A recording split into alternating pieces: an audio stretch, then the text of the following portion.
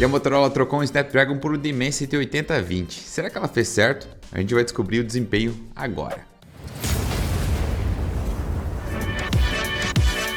O Edge 40 foi lançado em maio de 23, agora, poucos dias atrás. Ele tem um Dimensity 8020, tem 8 GB de RAM, uma bateria de 4400. O display é um POLED de 6.55 polegadas com resolução Full HD e 144 Hz de taxa de atualização. Como o Edge 40 foi lançado agora há pouco, é de se esperar que seu preço esteja um pouco elevado ainda porque é lançamento. Atualmente está custando R$ 3.600. Porém, é questão de tempo a gente para ver aí ele baixar consideravelmente e tá naquele preço que a gente julga ser adequado, né? E como sempre a gente faz por aqui, quem será o concorrente do Edge 40 nesse episódio é o Edge 30, o seu antecessor direto. E com essa comparação a gente consegue medir exatamente o progresso da Motorola em ter trocado um Snapdragon por um Dimensity. E claro ainda, que esse aparelho aqui é um topo de linha, então a gente vai jogar com tudo no máximo. Ele é topo de linha, por quê? Porque ele é um Edge.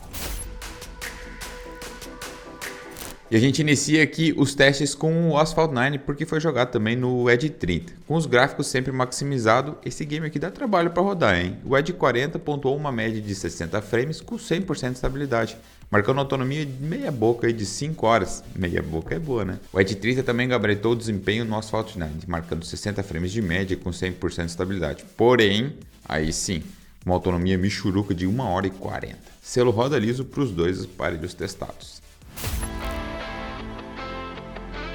E apesar do aparelho ser novo, tanto o processador quanto o smartphone, o Edge 40 conseguiu sair muito bem na questão de compatibilidade com o Call of Duty Mobile. Com os gráficos no máximo, estava tudo liberado, assim como a frame rate em 60 frames.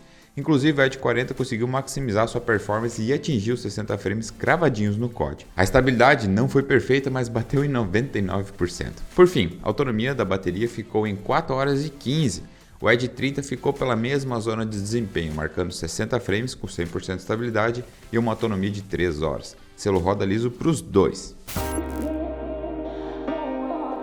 Uma coisa é certa, tivemos uma evolução clara no desempenho Diablo Immortal do Edge 30 para o 40, se liga só no que rolou. O Edge 40 masterizou completamente o game, marcando incríveis 60 frames de média, com uma estabilidade quase ideal, foi 95%. A autonomia foi de 3 horas e 15 de duração, nada muito diferente dos outros resultados dos games dessa lista. O Edge 30, por outro lado, foi surrado pelo Diablo, pontuando 30 frames de média com 100% de estabilidade e uma autonomia de 2 horas e 40. Selo roda liso para o Edge 40 e roda para o Edge 30. E partindo para o nosso futebolzinho, como sempre correu tudo muito bem em questão de desempenho. A média de quadros do Edge 40 foi de 60, com estabilidade de 100% e uma autonomia impressionante de 6 horas e 25 de duração.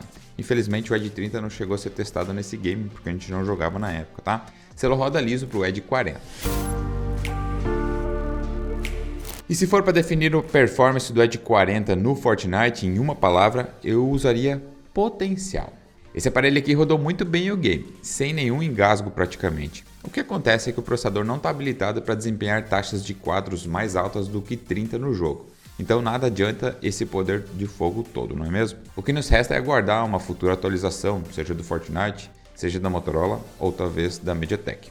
Enfim, a sua média de quadros foi de 30 com mínima de 28, trazendo assim uma estabilidade exponencial para o jogo. O Edge 30, por outro lado, se consagrou com um desempenho de 60 frames, uma média e 40 de mínima, tornando-se um dos melhores celulares para jogar Fortnite do ranking de 2022. Selo roda para o Edge 40.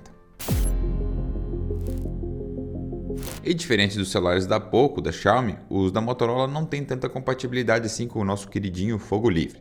Por aqui você vai ver aquela performance básica de apenas 60 frames com 100% de estabilidade, 5 horas e 45 de autonomia. O Edge 30 finalizou com o mesmo gabarito do seu sucessor, 60 quadros, 100% de estabilidade e também 3 horas e 45 de autonomia. Enfim, selo roda liso para os dois. E eu me impressionei com a performance no Genshin, porque sinceramente eu pensava que sairia muito pior do que foi. O Edge 40 marcou uma média impressionante de 44 frames com estabilidade cravada em 99%, com uma autonomia de 3 horas de duração. Era mais um pouquinho de performance e esse aparelho aqui conseguiria atingir o selo roda liso. Uma pena, né?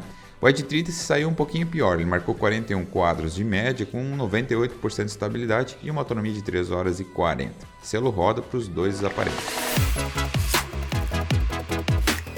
E os celulares da Motorola quase nunca desapontam quando o game em questão é o Mortal Kombat. Sempre que testamos um aparelho da marca nesse jogo, a performance termina excelente, com taxas de quadro quase no limite da frequência da tela.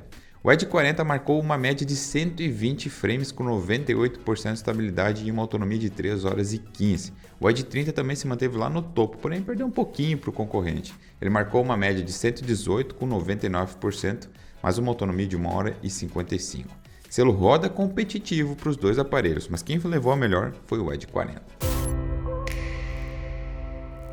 E com a nossa ajudinha aqui do amado GFX Tools, a gente maximizou tanto a taxa de quadros quanto a qualidade gráfica no PUBG. E se liga nos resultados. O Edge 40 foi um dos poucos smartphones que a gente testou aqui que conseguiu suportar alta frame rate do game com os gráficos no máximo, sem engasgar ou bugar o seu desempenho. Ele marcou uma média de 90 frames com 100% de estabilidade e 3 horas de autonomia da bateria. O Edge 30 não chegou a ser testado com o GFX Tools ligado na época, então sabe que normalmente sem o auxílio desse programa a gente consegue pontuar 40 frames de média com 100% de estabilidade. Deu 3 horas e 10 de autonomia, como costuma acontecer aqui nos nossos testes. Entrega os resultados, é selo roda competitivo do Edge 40 no PUBG.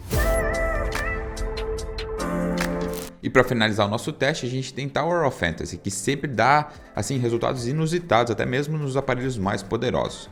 O Edge 40 teve bom e ruim ao mesmo tempo. O bom é que ele marcou 60 frames de média, com 97% de estabilidade e 3 horas e 15 de autonomia da bateria.